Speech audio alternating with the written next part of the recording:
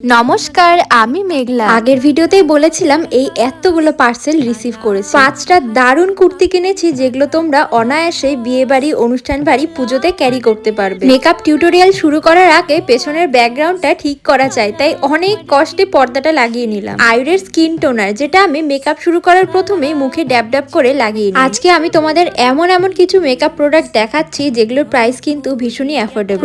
প্রথম আমি কিন্তু এই প্রোডাক্টগুলো দিয়েই মেকআপ করতাম। টোনারের পরে আমি কিন্তু আর প্রাইমার অ্যাপ্লাই করিনি, একেবারে ডিরেক্ট ফাউন্ডেশন অ্যাপ্লাই করছি। ফিটমির foundation shade number 115। Concealer apply করছি একটা আনপপুলার ব্র্যান্ড, নাম হলো এভারলি। তোমাদের স্কিন টোনের থেকে এক শেড ওপরের কনসিলার ইউজ করার চেষ্টা করবে। মেকআপটা সেট করার জন্য আমি ইউজ করছি ইনসাইটের ব্যানানা লুজ পাউডার। আর আমার সর্বঘাটের কাঠালি কলা হলো এই সুইচ বিউটির আইশ্যাডো প্যালেট। হালকা মেকআপ থেকে শুরু করে নাচের মেকআপ কিংবা ভারী কোনো মেকআপের ক্ষেত্রে এই ছোট্ট প্যালেটটাই একদম কাফি। ডিসেম্বর, জানুয়ারি আর এটা ফেব্রুয়ারি মাস হতে চললো। বিয়ে বাড়ির তো কোনো নিমন্ত্রণ পাই না, তাই ভাবলাম ঘরে বসেই বিয়ে বাড়ির লুকটা ক্রিয়েট করি। ব্লু হেভেনের 10X এর মাস্কারা, ইনসাইটের ব্লাশার আর এলডি 18 এর লিপস্টিক দিয়ে আজকে আমি আমার মেকআপ লুকটা কমপ্লিট করলাম। কুর্তি সেটের সঙ্গে ফাইনাল লুকটা কেমন লাগছে পরের ভিডিওতে দেখতে পারবে। রাধে রাধে।